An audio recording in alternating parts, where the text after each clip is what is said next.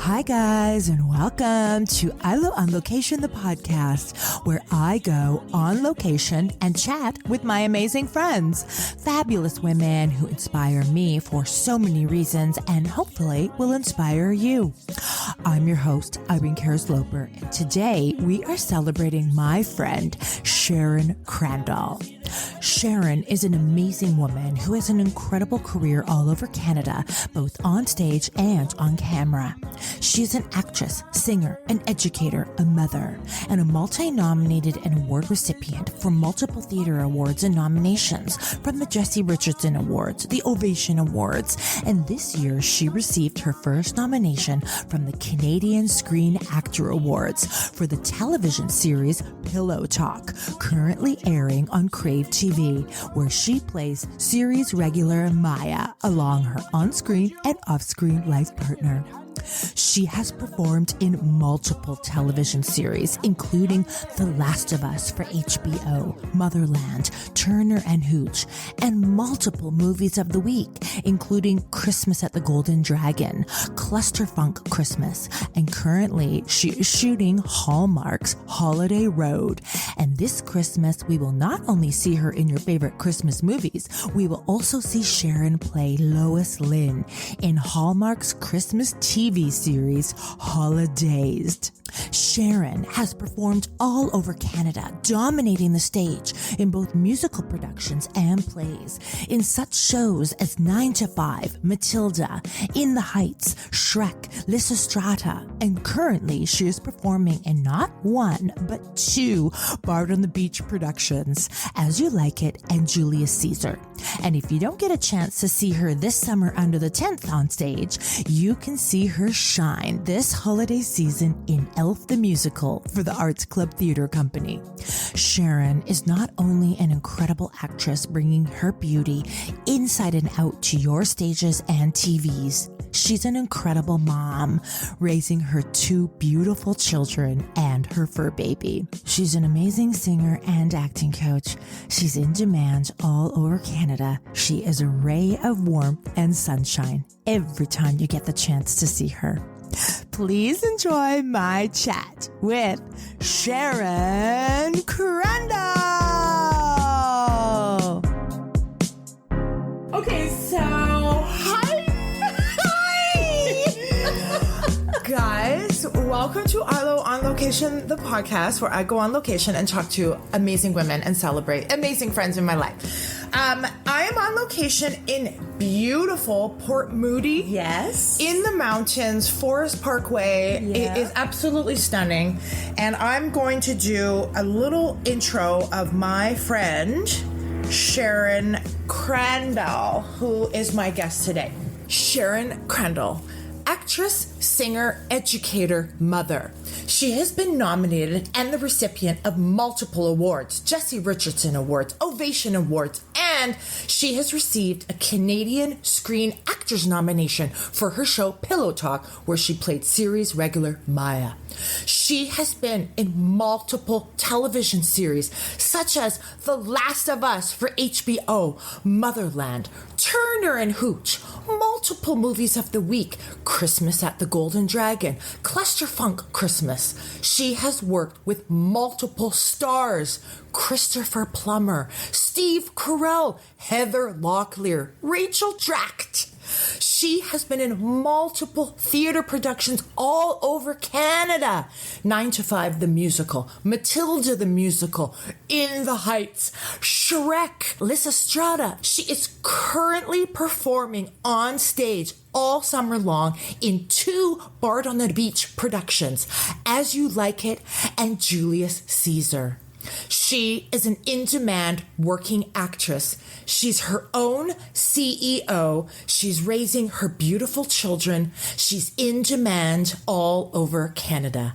Sharon Crandall. We are celebrating her today. Oh my God. Yes! That is the best introduction ever. Isn't it so fun when we break it down? Yes. But also, I'm like, holy crow, I've done all of that. How old am I?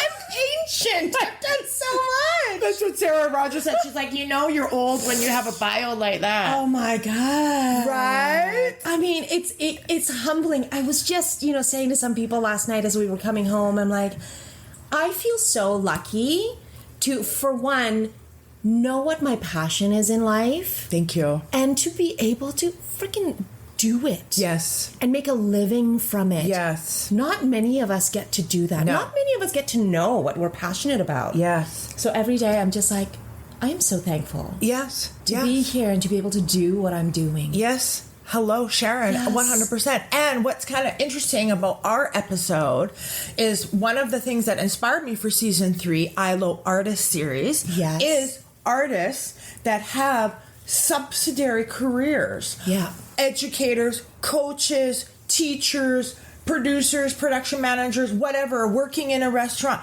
Yeah. You are one of the select that does no longer have time for the subsidiary career. I really don't. And you are the artist that actually had to drop her real estate career too, because you were so fucking booked and busy. And that is in itself also a massive accomplishment as a woman in the arts in Canada, that you literally could not manage your side gig any longer. So bravo to that. Thank you. It's kind of crazy. It mean, is. it was, when the decision came to kind of go, okay, I am burning the candle at both ends, because I feel like I was working 100 hours a week doing the real estate thing and this, and being a mom. Something's got to give. Yeah. So I'm like, I think that's the wish, I think, or the goal for all of us. Is I think so too. Sorry, got to dump that side career because I'm booked and busy and multiple contracts. Yeah. Which is amazing. So amazing. So we have so much to talk about. So I was so excited to see Sharon. I always like to start the podcast just for our listeners to identify how we first met. Do you? Oh my God. Do I even remember? I don't know, but I do. I mean, okay, tell me. I don't remember. I mean, I know the big project that we did. I know, which we'll talk about in a second. Yes. Do you remember when we first met? And this was also why I was so excited to sit with you, because it's a bit of a full circle for me too. Oh, wait. Was it that musical? Beautiful! Oh my God, you and Tracy Cloud, with the queen. Ashley Lambert Maple. Let me tell you, I was so new. All of our. No way. Because I looked at you and Tara, I'm just like, fucking queens, I want to be them one day. You were like, I felt like you were up here and I'm just like this lowly. Oh my God. Actor. I'm mentally always up here. I still am, even if I'm unemployed. Which is what I love about you. Oh my God. Yeah. And then that was right at the beginning of both of our careers, which is why I just think it's so fun that we're kind of coming all these years later, full circle, and like started literally presentation house, Craigslist ad. Yep. Ashley Lambert Maverly. So that's where we first met. And then of course we had the pleasure of being in, obviously. Yes. In the Heights. In the Heights. Abuela. Yes. And Daniela. Yeah. Which I think was also kind of like not a kickstart, but just a really fantastic show. Like, again, we'll talk about your acting a little bit first, theatrically, because when I do talk about your theatrical career and how it is plays and musicals, and not just locally, like you've worked all over BC, all over Canada and everything, and just talk a little bit what maybe one of your favorite roles or a role or a show that inspired you, got you excited to move forward, what really resonated in, like, say, a transition in your acting career. A transitional one. Definitely In the Heights. Right. It really was. Because, up until that point, I don't think, ever since I was in high school, I knew that some kind of performing arts is going to be in my life in one way or another. Right. Whether it be just a hobby on the side, doing community theater on my evenings and weekends off, whatever it is. But In the Heights, when I got that, I'm like, whoa, maybe this is a viable goal to have. Not that it was a goal, but it was kind of like something nice to be able to do and get paid for. Right. And that was really the turning point for me. Because since then, I have been booking consistently in film and TV as well as theater, and that was I didn't start doing plays until after In the Heights. Okay, because that's right. You were still doing your gig in Yes. the real estate, and you were saying how That's right. So it was actually In the Heights that kind of transitioned you into booked and busy and had to kind of drop it. Yeah, up until that time, I was only doing community theater, musical theater, semi-professional, tuts. Yeah. But after that, that was, I changed, I switched over agencies. Oh, Yes. And at that time, they're like, why don't you try taking a film and TV class? So that was also the turning point to start film and TV. So it like... In the Heights was it. Was a pivot for me. Yeah. Well, I can understand that. You know, you look at Elena Huatuco and her career. I mean, she was always killing it as well. But, you know, that show, I think, also a lot of us were just so excited to be there. Not many of us had maybe worked there as much as others who had managed consistency at that stage. Yeah. And everyone was super excited to, you know, and what a musical indeed, and how Lisa Stevens and Bill and everything and all that. So that was kind of that turning point for you, and you found Abuela was, again, a lead role, you know, solos, all that work you had to do really established you and got people to picked up notice about you. Yes. Yeah. Yes, wow. I think so. I think so. And it was, we had such a great company. For that. Everybody was just so lovely. And you're right. We were all so excited to be there and to do this thing. Yes. Oh my God. Amazing. So when you looked at expanding your theatrical career, did you and your new agents and teams specifically seek out shows that interested you when a season was announced? Or do you, like most of the actors in the city, still submit, audition and receive? Or were you a little bit more particular in kind of where you were going to push for some companies you wanted to work with or for? I mean, at that time, I don't think that we were really particular because I was new, you know, to the whole professional theater world. So it was kind of like, okay, well, let's see what else we can do here. So we did submit for everything and anything that I felt like I wanted to do. I don't submit, you know, just for submitting. You know, it has to make sense, right? Yeah. And over time, definitely it's changed now. Now I'm kind of in this nice spot where the theater companies would contact my agent sometimes, either for an audition or to just kind of like, hey, we've got this role. Is she interested and available? Which is really nice. Yeah. But also, for me personally, I feel like because I've been in the industry for a while and I know people now, like I know the directors and the artistic directors sometimes. I know them on a personal basis. Yes. So I feel like if a season is announced and there's something that I'm interested in, I don't necessarily hesitate to contact them directly and go, hey, listen, really interested in this. Would you consider seeing me? Yes. Because I think, you know, we're all humans. That's what I've realized as I'm going through this, you know, life and also this career. Yeah. We're all humans. Yeah. We're all kind of the same. Yes. Wanting to do the same things, right? Yeah. So I feel like I relate to them at that level now and that I can. 100%. You know? Say you're interested and have the confidence and just put yourself forward. Absolutely. Because A, you're established, and B, you've made a connection, which I think is really important for people up and coming. Yeah. When you're working with whatever level, it's always so important to still personalize and be professional and have that intimacy and make that connection to build those relationships, because this business often is relationship based. Everything is. Yeah. This whole business is all relationship. Yeah. Because really, like you know, when you're a young actor, you're like, ugh, I didn't get this because so-and-so knows this person. And you know, like you feel you're angry a little bit about it. It's like, well, why can't I? I can do the same thing. Yeah. But if you think about it from their point of view, from the director's point of view or the artistic director's point of view, of course they're going to want to work with people that they know are nice, kind people to work with who can do the job. Yeah, totally. It's a guaranteed good time. Yeah, 100%. So why not? Yeah. Right? So I get that. Yeah. And yes, networking, I hate the word networking because I don't feel like I network. No. But you get to know people at a personal level. Yeah. You know, and they get to know you. Yeah. Yeah. And that's the nice thing about our community in our industry. And like you say, you know, opening nights, you run into friends or you see a friend in a show and somebody else is there to see that friend in the show. Yeah. It does have community, friendship / colleague feeling where you're not as intimidated to, let's say, go up to somebody and say, hey, I really love the work you did. Amazing. They're always open to like have that connection. Absolutely. Yeah. So as an actress, how are you now? Do you have a feeling of singing, acting on stage, or in being on set in a TV series, regular role? I mean, like, how do you now? Do you have a preference? Is it a combination of both? Do you like one or more other? Yeah, I love it all. Right. Honestly, I do. And for the longest time, I resisted being in film and TV. Really? Oh my God, yes. Why?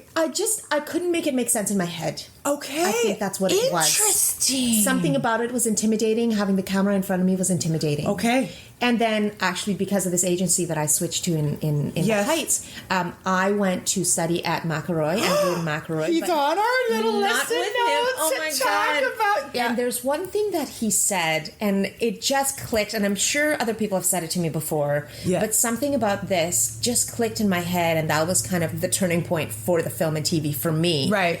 And it's very simple. He said, listen, theater is performing in front of thousands, hundreds or thousands of audience. Mm-hmm. When you're working on camera, you have one audience, and that is the camera. Thank you. And that just resonated in my head. I'm like, okay, I get it. Yes. I get it. And ever since then, it's not been as intimidating to you. Not at all. Right? Not at all. Mm-hmm. Yeah. But it took a course to unlock that or help that insecurity or resistance to understand the technical aspect and shift who you're performing for and how. Absolutely. And I think that was the best advice that I'm not with that agency anymore, but with that agent told me is just check out a class and see what happens. And I could, like, even now when I'm in between projects, I would go in to a McElroy class just to kind of like, oh yeah, I've forgotten how to do this, you know? Yeah, 100%. I think that's also really important for anybody listening. Again, I always say, if anybody's listening, my 12 or 14 listeners. Oh my God. Anybody listening as professionals, both Sharon and I are professionals in the business, we still take class. Yeah, we do. I just did a scene study intensive at Ben Ratner's in the February-March region. Yes. Just because I hadn't worked in a while, I wanted to recharge. It's a scene study where you actually do the play, a scene, and you work it over a week. Yeah. Or Andrew McElroy. Again, I want to talk a little bit about Andrew McElroy only in regards because of what an important force he was and is and a presence in my life as a woman and a friend and a mentor because he's so inspiring and what he gives back. And also what's amazing about Andrew is while he is instructing and coaching on sets and he's celebrating his students and his colleagues by promoting their shows on his social media and all that. And I think it's really important to remember, like, you're always learning, you can always train, you can always refreshen your skills even if you're working. Well, and this is the thing, because I am working with the two media, stage and on camera, a lot of the times when I'm done a long theater contract, I just need that kind of little tuning of my brain to go back to on camera acting. So that's usually when I go back and go, okay, remind me how to do this again. You know, and that's what training is great for. It's just a reminder of like, oh yeah, tweak this, tweak that, and okay, now you're back. You know? So if you're a dancer, you're going to take a tap class. If you work out or go to yoga, I mean, whatever, just to keep your instrument fine-tuned and your training skills fine-tuned.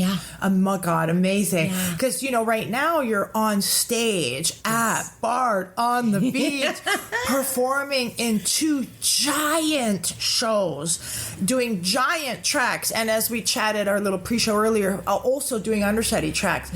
I mean, talk to me a little bit about that. How, for people who, let's say, want to be at Bard on the beach and think, oh, I just need to learn a Shakespeare monologue. No, honeys, that's not, you need to have your shit together to actually even work. Make it through the summer. Tell us a little bit about how that summer is going and how your experience is there. Oh my gosh, the summer is so great. The company of actors and artists who we have in our company is amazing this year. And you always hope for that, you know, because, you know, if you have one bad seed, it kind of ruins the whole project. Yeah. It kind of ruins the whole experience, I should say.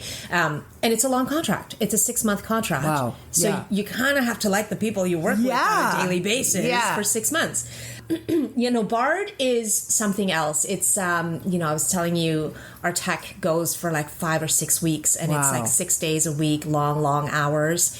And then once we open, because now we have understudies, we have understudy runs and rehearsals after opening. Unbelievable. So it just keeps going. Oh my God. It feels like, yeah. And we have 5-show weekends, most weekends, which is Friday night, 2 shows Saturday, 2 shows Sunday. The same shows, or are you alternating that weekend? So we don't alternate. Okay. The schedule is always different every week. So you just have to keep your eyes glued to that schedule to know what show you're doing that day. Really? Yeah. Yeah. So tonight or tomorrow or last night, were you As You Like It? Or? So last night we were As You Like It. Tonight's going to be Julius Caesar. Tomorrow it's going to be back to As You. No way! Yeah. Have you ever gone to the theater prepping your hair and makeup for the rock show? Oh my God. That would be so bad because the prep is so different for both shows. You're like, oops, sorry, I'm in hair and makeup for the wrong character.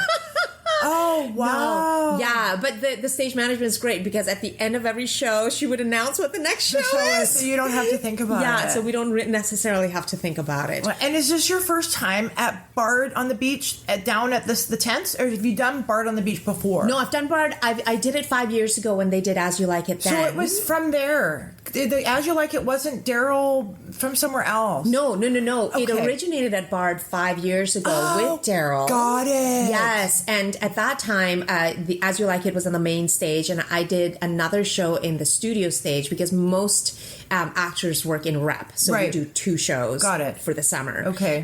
That's when I did Liz Estrada with Lois in the studio stage. Got it. Yeah. Got it. But As You Like It has had a life on its own. Yes, separate. Yes, because right before COVID, so 2019, 2020, we went to Winnipeg and Edmonton. Right. And then they were supposed to go to Chicago that spring, but of course COVID happened. So then Chicago happened once things kind of came back. Yeah. And then they went to Milwaukee. Yeah. And now we're back at Bard for the summer. Yes. And this thing has a life. Of a life. It's it's going to a couple of different places in coming few months. Got it. So now, so you've been at the Bard experience before, and this is now your second season with them. Yeah. And when you look at your career, and as I've said to Sharon, she works at the Arts Club, the Theatre Under the Stars. She also branches out to other parts of Canada. Mm-hmm. Talk to me a little bit about 9 to 5, the musical, and Citadel. Yes. And is that a relationship that was formed sort of through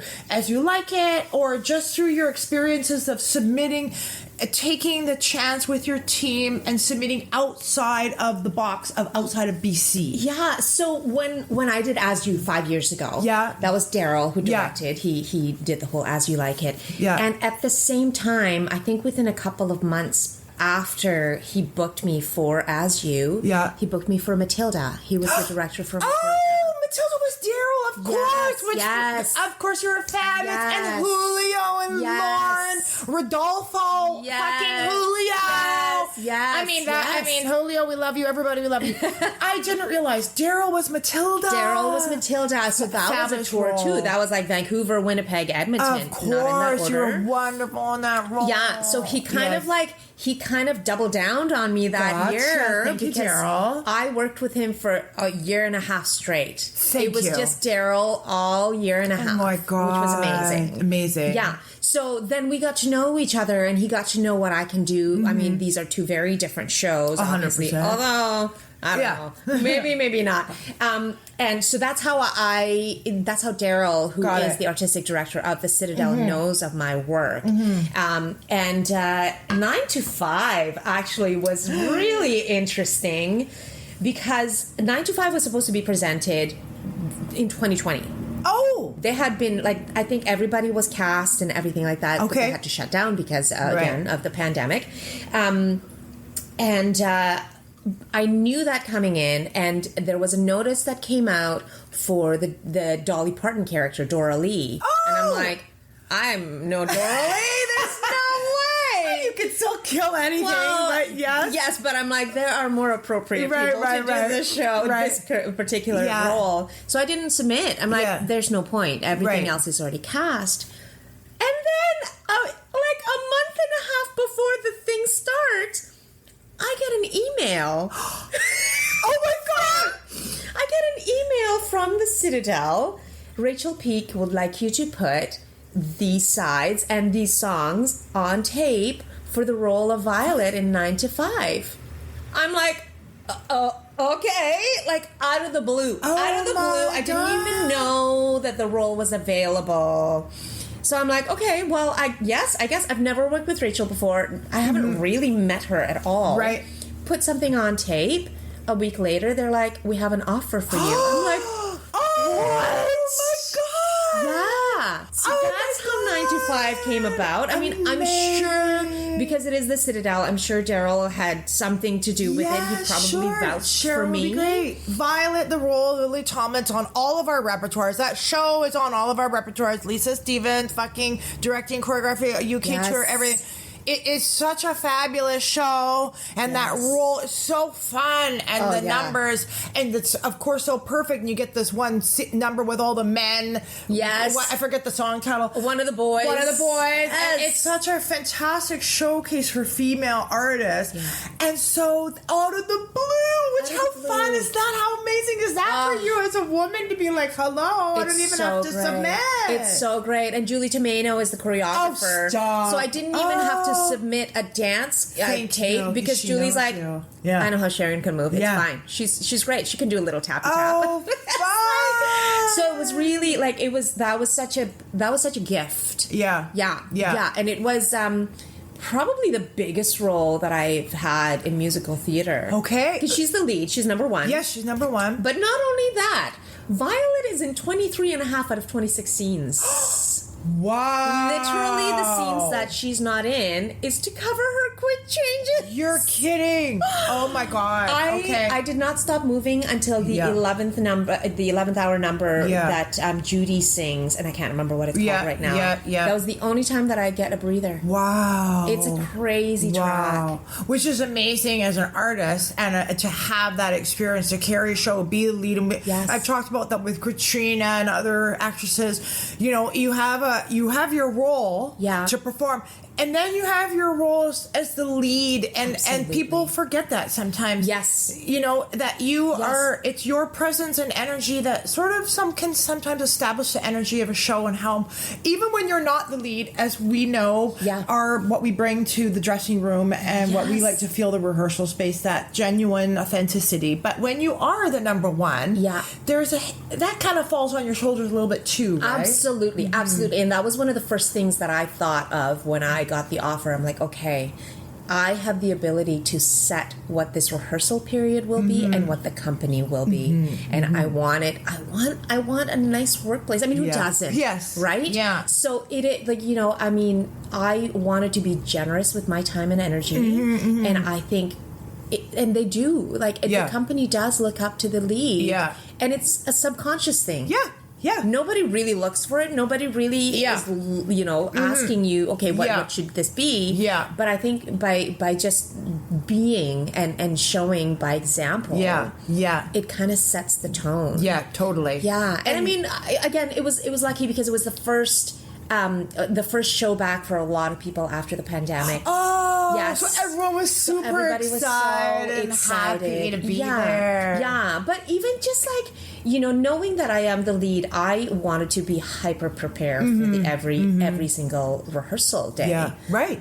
So that was the tone that I wanted to set. It's like, no, as the more prepared we are for rehearsals, the easier our journey is going to be. 100%. Yeah. And the more you can play and relax and have fun. Exactly. And I think also just with the trajectory of your career and how you've worked from your career, like you said, you had to balance and build, and slowly you've had that experience where you're supporting the leads in other shows and you're learning from other people too, and taking away what works and what was amazing about that company versus, say, other experiences, like you say, potentially a bad seat or high maintenance, whatever. And then you knew what you wanted to bring, and that Yeah. number one role. Oh my God, Yeah. 20. Wow, that is huge. Yeah.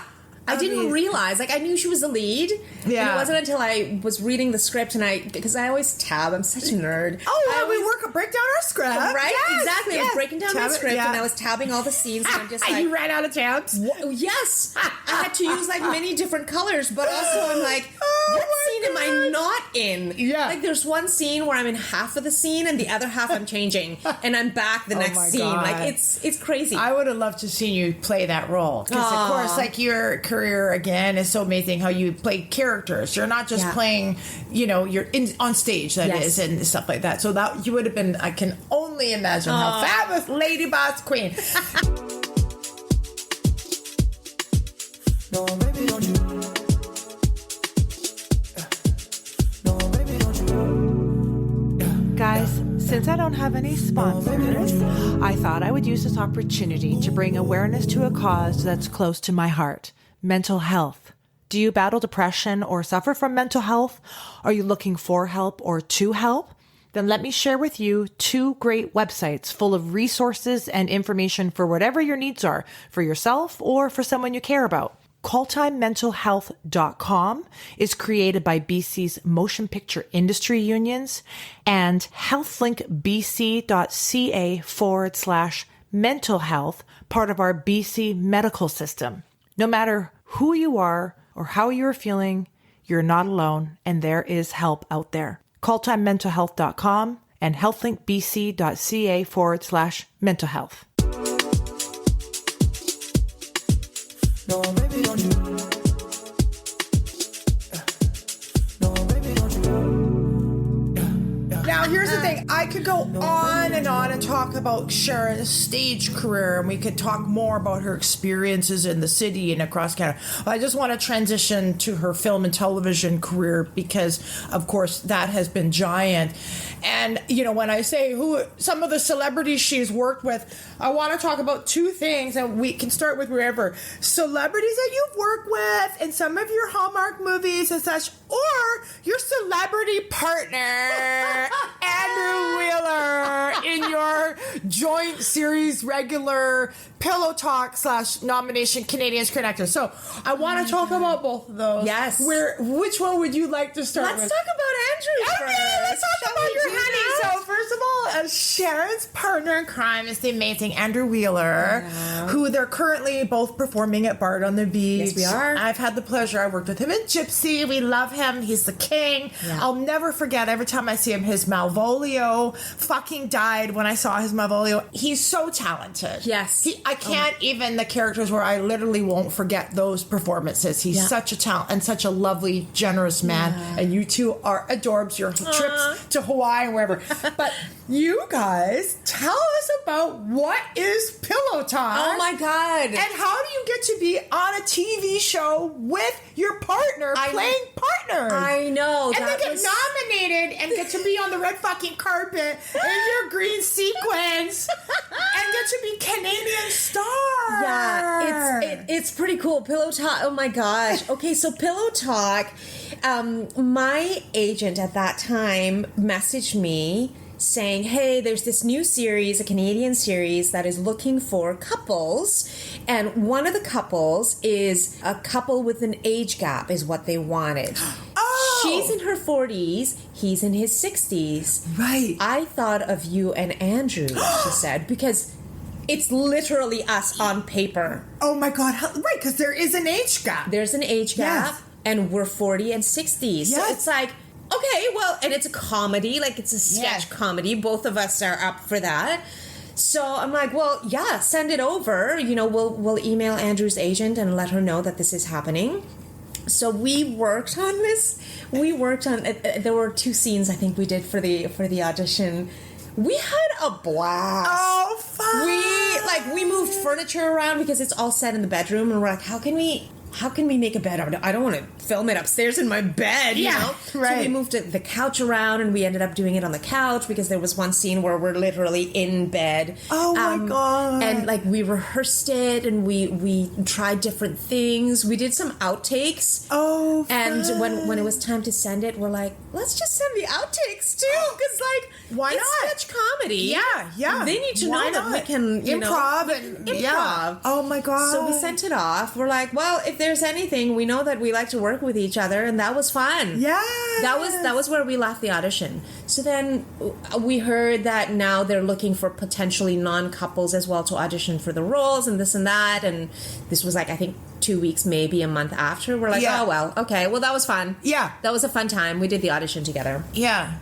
And then 2 weeks after that, they're like, we'd like to have another tape from Sharon and Andrew for a callback. We're like, okay. Let's do we're another back. one. We're back. So then we did those tapes, and we're like, okay, well, that was fun again, you know? And then we got it. And Andrew, he's been in this industry, in this career for longer than I have. And he's just like, I don't believe it. It wasn't until we landed in Montreal in our during our fitting, You're that kidding. he's like, I guess we're doing this. Oh my God! Really? So he's like, I still don't think it's happening. Yeah, because like, he just cut too good to be true. Yeah. They made a mistake. It's series regular, right? Right. For a Yes. series. Yeah. And Who gets series regulars? It's not Right. every day. Exactly. Yeah. And I've only been in the industry for 5 years. Yes. And I'm like, I guess this is how it's supposed to be. Right? Whatever. Oh, So yeah, and we went and we met with everybody. Everybody was just so kind. We met with the show creators. Yeah. Because the show was actually a French show called Entre deux draps, which Okay. is I think it's also on Crave, French Crave. Okay, yeah. And then they translated everything to English, so we cool. used their scripts with slight adjustments to make the jokes work in English. Yeah. But yeah, we were talking to the show creators. We're like, and he said to us, he's like, as soon as we saw your guys' tape, we knew you were going to be it, but we had to go through the whole thing. I'm just like, Because you guys have probably had chemistry and the comfortability and are amazing actors who did the fucking work. Yeah. And they just needed to do their due diligence but knew they wanted you guys. Yeah, how from the fun. get-go. I'm like, oh, that's so nice to hear. Yeah. Yeah, and it was great. Like, it was the first time. It was our first project together, Amazing. Andrew and I. And we work very differently. Oh, It's so funny.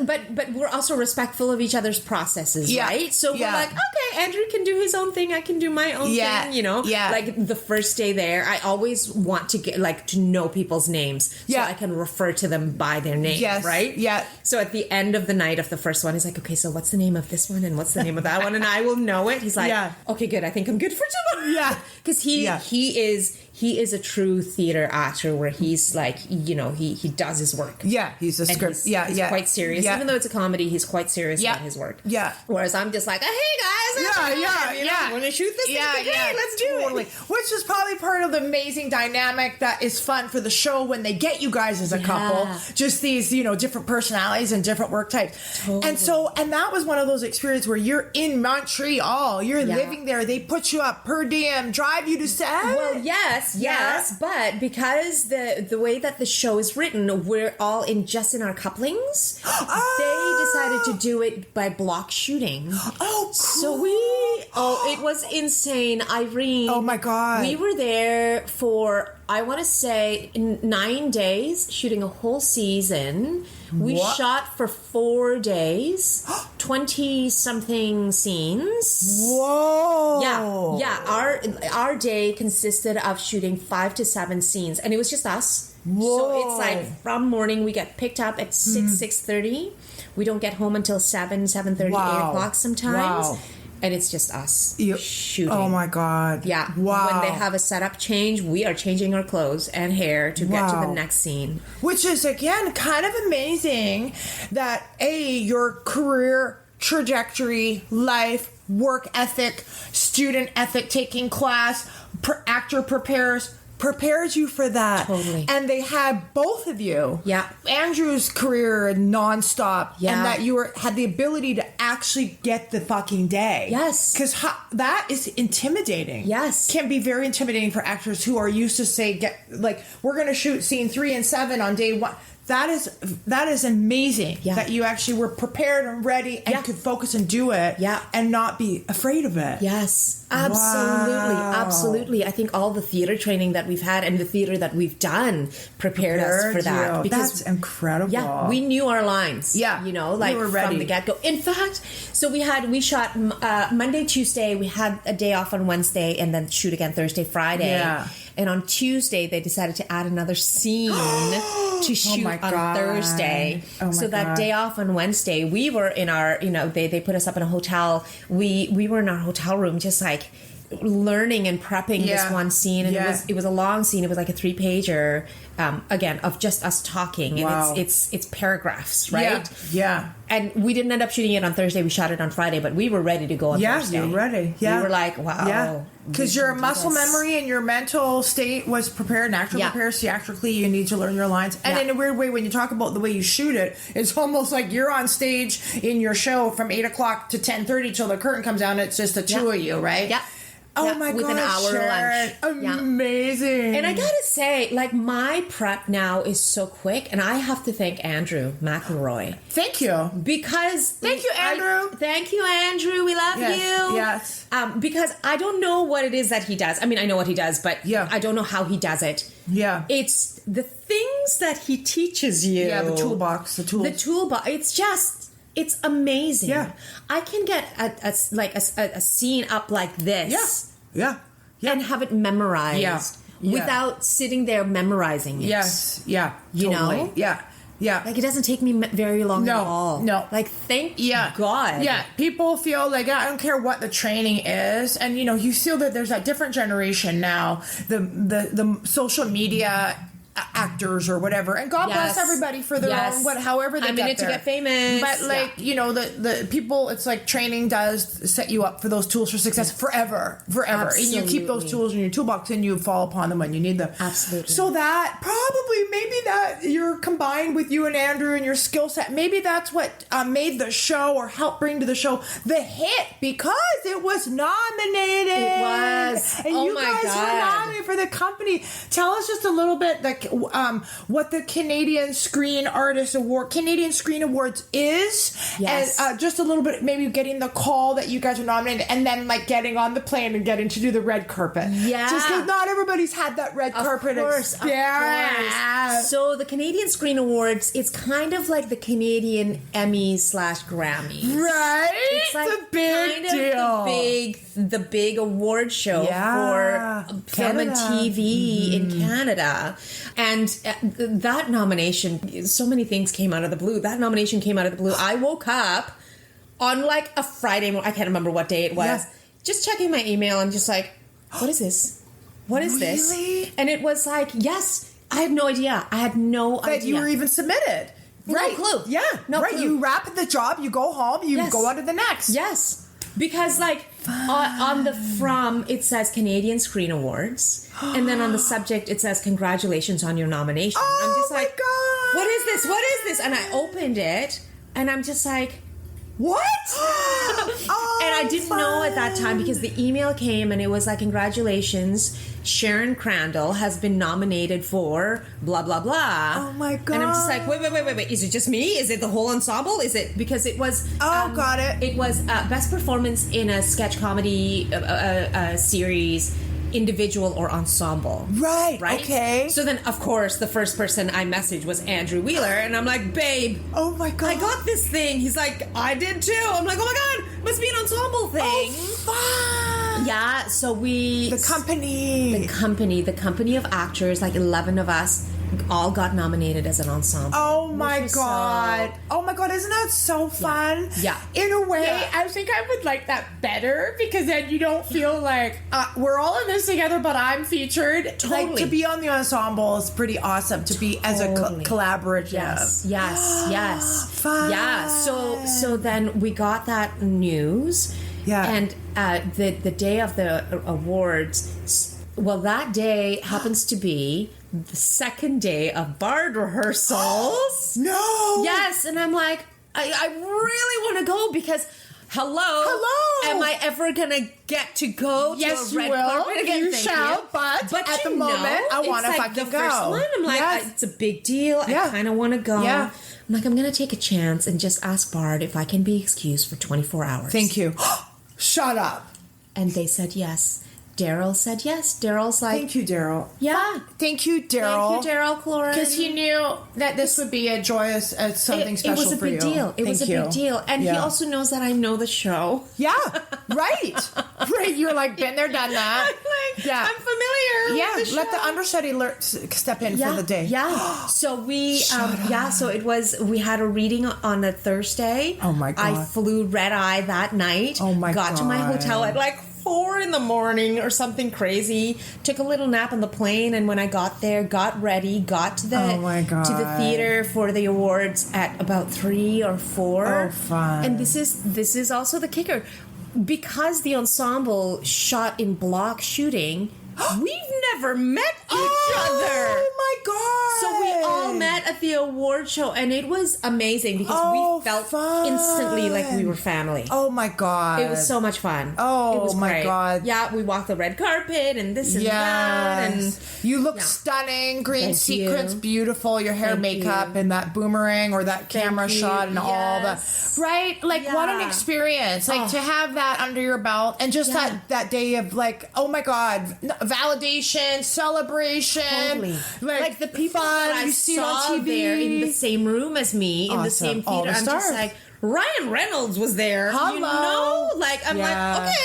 like, okay, this is where we are. Great. That's amazing. Yeah, that's no, exciting. It was pretty spectacular. Yeah. Pretty spectacular. And I was so glad one of our castmates is Sydney Scotia. Okay. Who we've kind of gotten to know over media. Yeah. Social media. Yeah. But we finally met that day. Yeah. And she's done red carpets before. So Yeah. I'm just like, I don't know what to do. Tell me no, what you to rocked do. it. You posed, girl. No, You- it was great, and it was like it can be overwhelming. Yeah, of because course. there's all this paparazzi. Like Yeah. you've got the red carpet, you've got Yeah. the wall, and then you've got the barrier, and then all of the paparazzi on the other side, just like snapping pictures, calling your name, trying to get your, you know. Oh my God. And it's super, super cool. Yeah, you feel like you are feeling the Yeah. star. You've earned that Yeah. moment. And it's Yeah. like not everybody gets to say they've had that experience, Yeah. you know? Yeah. It's hard even locally to get nominated for a Leo Award I or know. UBCP Award. Like, and of course nobody puts awards as like, but it's like you're being celebrated. The industry's being celebrated. It's nice to be part of it. Yes, And have absolutely, that feeling. absolutely, and that's how I see awards too. Yeah. Because it's not that you're the greatest. Yeah. it's not Not that about you're the winning. shit. It's just like, yeah. it's just Awesome. like, okay, we're celebrating this right now. Yeah, and who doesn't like getting dolled up and have a red carpet moment? And like when you have a blue day, you get to look at that photo and go, you Yeah. know, I did that, and Yeah. and you have that experience under your belt. Yeah. that's amazing. Yeah. No, baby, don't you? No, baby, don't you? Well, speaking of stars, I just want to ask a couple of questions. Yes. I'm like watching our again. I'm having the best time. Sharon, like just a couple I don't know. Christopher Plummer, Steve Carell, Heather Locklear, Anna Gasteyer, Rachel Dratch. Now, Yes. I mean, tell me, what was the show and when you found out you were working with or had a scene with or with. Not everybody can say they've had a celebrity contact or worked with celebrities and it doesn't get more A-list. I Fucking know. TJ Hooker, Heather Locklear, obsessed. I Christopher know. Plummer, Canadian fucking star. God know. bless him. Steve Carell, Anna, Rachel, I know. Queen Power. I know. And I want to say some of these roles Sharon was starring in the movies, but the point is you were working with them, Yes. not just seeing them in the makeup chair. Well, just tell our audience a couple stories or a few scenarios. Yes. Okay. So I don't know. I don't know what I've done in my life to deserve the life that I have now. But my first ever film and TV project was with Heather Locklear. Stop. I kid you not. Queen Oh my of Queens. God. Yes. Yes. God, thank But you. I was a supporting lead to her lead. I was her housekeeper / friend. No Yes. way. Yes, we had I don't know, 5 or 6 scenes together. Sharon. Yeah. Heather and you were besties in a scene. Yes. My God. And you know, like my first ever professional on set anything. And the number 2 was Lachlan Monroe. Thank you. Yes. Local and star. Thank you, Lachlan, Yep. because my first scenes on set was with him. Oh my God. And, you know, after the first scene was done, it went well. Yeah. I said to him, I'm like, so just so you know, this is my first ever project. He's like, shut up. Thank no, you. you're doing great, he says. Thank you. But then, as soon as he knew that, he took my hand and explained every single thing he possibly can on set to me. He's like, that's the scripty, this is what they do. That's the AD, this is what they do. Okay, for this scene, because Heather isn't there, but we need her eyeline, we're going to just... He explained everything to me. Oh my God, that's amazing. Which made it so much better, so much easier. Right? Yeah. Again, I bet you took that away, and I'll tell you why. Not everybody does stuff like that. No, and I'm so lucky that And I it had puts him. you at ease. It did. To just enjoy and not be afraid. And you know what, Sharon? God bless you, and let that be a learning experience for anybody listening. It's okay to share your experiences and be confident enough to say, hey, FYI. Absolutely. God bless you. And that just sets you in authenticity. Yeah. Authenticity. Yeah, thank you. Yeah, bless. Yeah. Well, I'm just like, I think I'm doing okay. Yeah. But I just need to let somebody know. Awesome. You know, that was the thought. Yes. You know? But no, I got to tell you, that experience absolutely allowed me to think, oh, yeah. Yeah. You don't know what you're doing in the beginning. Yeah. So I've had so many friends who've had like first days on set, and I'm just like, text me, email me, whatever you need. Like, let me know once you get to the parking lot. You're not going to know what to do. So text me, and I'll tell you what to do Amazing. next. Yeah. You know? Amazing. I love that. I love that that was your first experience, because it could have gone such a different way. Yeah. And then to be able to take that with you and offer it back to others. Oh my God. So when Heather came for her day, and you're like, Heather, besties. We hung out with Heather upstairs. We're just like the three of us just hanging out. Oh my God. You know, amazing. Yeah. And stars, they say it in Us Magazine at the back page, stars, they're just like us. They are. They really are. And I'm sure the plumber and the corral, like these men were just as like... Christopher Plummer was lovely. And Steve Carell, when I got to set, we were already we started the setups for the scene. So I think he's already done a little bit of the scene. Right. So we were straight into the work. It was with Robert Zemeckis. He was the director. Oh my God. Thank you, Bob. Robert Zemeckis, like A-list. Oh my God. Yeah, he is like, he knows all the shots that he wants. He sets it up within the first 15 minutes. Wow. Everybody's on the same page. It's gone. Like, it's done. Yeah. So it was really quick set up. So I didn't get a chance to say hello to everybody. Yeah. And then we had a little break, just like a little bio break, whatever. Yeah. Steve Carell comes up to me and he goes, hi, I apologize we didn't get to meet. I'm Steven. Thank you. I'm just like, hi, I'm Sharon. I know who you are. Yeah.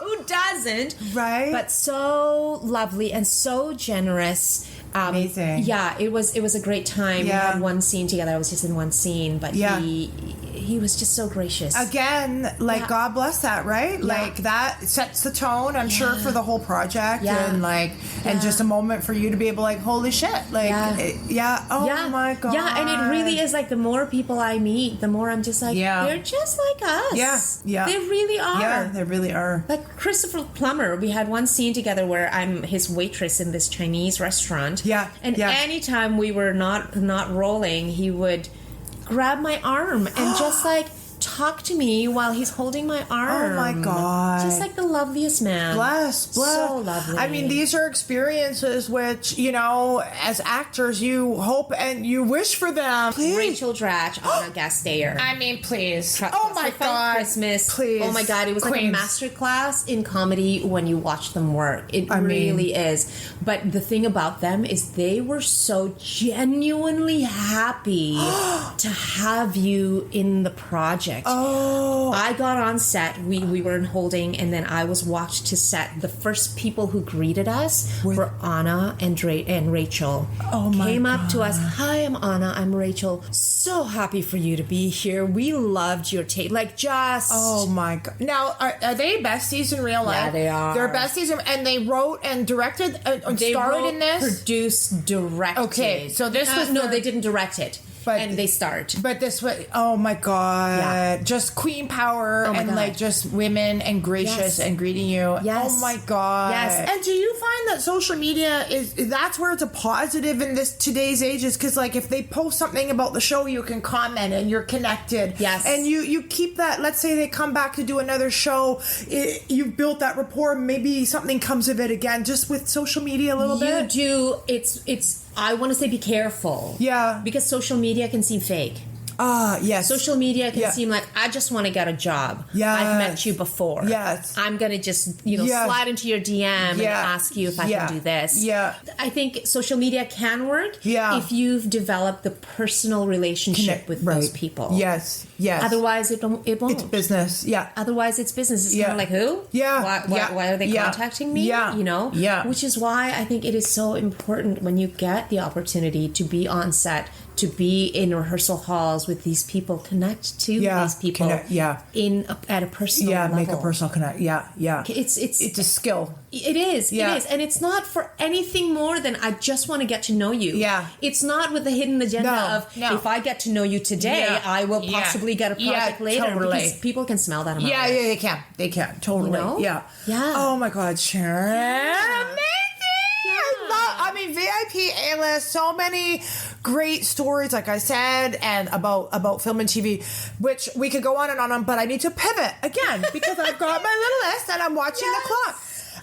Sharon, I want to move to one little more topic before I ask my 3 questions, which are at the end of my episode. Yes. And the reason why I want to talk is I was doing a little research and I'm not sure if this has happened, this is going to happen, or this was something that had already happened before. But one thing that popped up, which I thought was really amazing through the Arts Club Theater Company, was something called the Incubator Series. Yes. And I feel that you gave a speech or a workshop or ran something. It didn't happen. Okay, it didn't happen. Because it was supposed to happen actually yesterday. What? Last night. And obviously You're am booked and busy at in Bard. Bard. So I had said yes. And it was going to be becoming your own CEO. Becoming your own CEO. Where I get to host a panel of Yes. artists who have become their own CEO and what that's all about. Okay. But then I booked Bard, and I had to say to them, we're going to have to do this another time. Yes. Okay, Yeah. so it did not happen. It didn't happen. But is it something that you potentially might do another time, or is it something that you live by personally? Is this something that you prepare mentally for yourself as a woman in the industry, being your own CEO? Yeah, sure. Wait. I mean, I didn't put the workshop together. Okay. Arts Club actually approached me. Yes, and said, we amazing. have this idea and we thought you might be a good Great. host for it. Yes. Which is really interesting because the last, I want to say, 5 years, I've really been thinking about it. I kind of thought when I saw that going, I'm so excited to ask her about this because I think as a woman in the arts who's generated the career that you've generated, and you often reference in postings your team, and that's another thing I love about you, and I feel I share that as my red team, whatever, is you aren't on your own here. You are in partnership with your agents and your coaching and all that. Absolutely. So, yeah, I see. Okay, so they approached you and... Yeah, they approached me, and I actually haven't even fleshed out what ideas or what topics I wanted to talk about. Because this happened. But it's show business. Yes. And we often forget the business part of it. Thank you. And in the last 5 years, I've really started thinking about that, and it's like, yes, it's fun and games. I get to be creative. I get to be an artist. However, there is a business aspect to it. And I need to put that first if I want to make a living doing this or continue making a living doing this. Yes. And that was, that was kind of the decision to switch over. I'm with characters now, to switch over to characters. Yes. That was the decision to kind of like, okay, I have an extra few $100s. What do I want to do with it? I'm going to put it into training. Like all of these investments that I've put into myself, into my craft to be able to do this. Because again, as a single mother, thank you, who has bills that she alone is responsible for. Thank you. I need to think about that. 100%. And I have to say, like, so many things in life happens for a reason. Yes. And you may not know what the reason is until later. Yeah. Before I started doing real estate, before I started doing the acting thing, I managed a Staples. I did so many different odd jobs before this whole thing. Yes. And that has taught me so much. I ran a student works painting company for a couple of years. Oh my God. So I ran my own business even when I was in university. Wow. And at that time, I'm like, it's just great money for the summer. Yeah. But oh my God, the amount of information I learned from running your own business in those early years have really helped me now, because it allowed me to do a budget. It allowed me to kind of go, okay, what do I need to do how can I get that? Yeah. Do I need to apply for another job? Do I need to reach out? All of those things. And yes, your team is so important. Like so many actors, and I hate it when they say this, is my agent works for me. It's like, no. You work at the same level. If you are not also working for your agent, nothing gets done. You need to do your own end. 100%. Yeah. And that's the same as coaches as well, because I mean, Andrew McElroy, bless his heart, he's become a friend and a mentor to me. And he's, he teach, he's your acting teacher. But also, like you said, he believes in his actors and he's there for them. Like I've had midnight phone calls with him, crying. Oh my God. About just like, like I haven't booked anything in however long. And what's happening with me, and just like about life and all of that. Supporting you. Supporting your mental health, supporting your insecurities, talking you through it. Because sometimes, I mean, you have a partner who's in the industry, but sometimes you can't talk to somebody in the industry, or somebody you can't talk to a friend because they don't really, but somebody who's a mentor and a guide and has, can be so helpful. But part of your business is understanding how, what, when, where, who, and how to manage to keep yourself successful. Absolutely. And you have to kind of step back from your artist self to be able to see the business of it. It is a constant motion of the business. There's so many sides to it, but the fact that you've identified, and like you said, being your own CEO, and whether or not this incubator series happens one day or not, keep your eye out, people, because it would be really, I think, interesting and helpful for people to listen, which is why I always love the talk back. I remember when we did In the Heights talk back. Somebody said, what's one thing you can advise to young people? And I said, start an RSP, $50 a month. If you're not fucking paying yourself first, day one, you will never retire, and you will be a starving actor for the rest of your life. Get a second job, get a third job. Be your own boss so you can live comfortably, and when these times come, enjoy them and have these moments to say goodbye to your side gig. Sharon, we could go. Oh my God, we could go for hours. And I mean, like, I'm not even having rosé, but we are going to close out my episode with celebrating the amazing share with some questions. 3 questions I like to ask all my guests. Okay. And what's amazing as I sit across from you full circle, it's such a joy to celebrate you and see where and how your career, and I think anybody listening is going to be inspired by you and listening to you, and I can see it's so obvious always why you have success and love and support surrounding you, because you just as a human radiate joy, authenticity, and warmth, and so blessed. So thank you for today. No, but so Sharon, just some 3 final questions that I like to ask. Is there something you practice regularly to keep a healthy mind and spirit? No. Oh my God, amazing! Because you're too busy raising your fucking children. Honestly, that is why. Okay, fine. No, I was going to say your garden. No, I was going to say, well, my garden was late this year because I was in tech for like forever. Okay. No, I got to say, there is actually one thing. I got Indy, my dog, a year and a half ago. Oh my God, our baby. Yes, she's outside, just enjoying the sunshine. But having our morning walks is so great. I don't put anything in my ears, like no music or nothing. Yeah. I'm just out there with her. Yeah. It allows me to just think. Yeah. To just be with my thoughts. Yeah. And I think that's kind of the key for me. Yeah, I think so. I think it can be as simple as just going for a walk or being with a fur baby or just having your mind shut off and not worrying about your lines or your show that night or your kid's dentist appointment. Yeah. God bless. Thank you for that. Yeah. God bless the fur babies. Sharon, is there a woman in your life who inspires you, and why or how? Oh my God, there's so many women in my life. I mean, you inspire me. Oh, bless. You're so positive and so, like, you bring people up. Oh, you really do. Thank you. Like, whenever I see you at auditions, you're always like, see your callbacks. Yeah. You know, it's like, yes, queen, yes. Yeah. You really do. Thank you. Inspire me. And there's so many people in this industry as well as outside of the industry who lifts other women up. Yes. Yeah, because they all bring different things. Yeah. Into my life. Yeah. You know. Amazing. Yeah. Thank you, Copy. God bless all the women out there. Thank you. Sharon, if there is someone young listening and they want to pursue a career in the arts, what piece of advice would you give them? Train. Thank you. Train your butt off and don't ever think that you know everything. Yeah. Because once you know everything, once you think you know everything, you need to get out. Yeah. No, be humble. Yeah. And just know it's okay to say, I don't know everything. Therefore, I'm going to seek it out. Thank you. I'm going to seek out the information. Yeah. You I know? can only agree with that. 100%. That's it. Work hard. Yeah. Be kind. Yeah. That's the key. Like, really? Yeah. That is it. Yeah. Sharon, like I said, I could go on and on and on.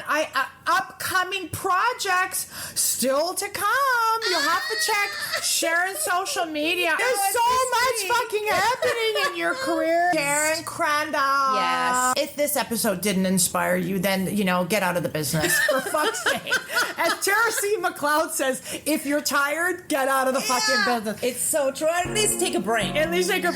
Sharon, thank you for joining me on I Know On Location. That's a wrap. It's so much fun. Thank you. You're welcome. And that's my chat with the amazing Sharon Crandall. Thank you for joining us. We hope you had as much fun as we did. To follow Sharon and her incredible career, please visit her social media platforms and website. Sharon can be found at www.SharonCrandallOfficial.com. You can follow her on Instagram and Twitter at Sharon Crandall. And she's on Facebook as Sharon V. Crandall for her personal page and Sharon Crandall for her business page. To book Sharon for the stage and the screen, please contact her agent, Kendra Nakat, at the Characters Talent Agency. I'm your host, Irene Karasloper, and in case you're wondering who the artist is behind the music on my podcast, it's my A-list nephew, Connor Wilkinson, and you can listen to all his musical talents and follow him on Spotify, TikTok, and Instagram. His handles are at $Disco_ and at passion_mango. Join me again next time as I go on location and celebrate another one of my amazing friends.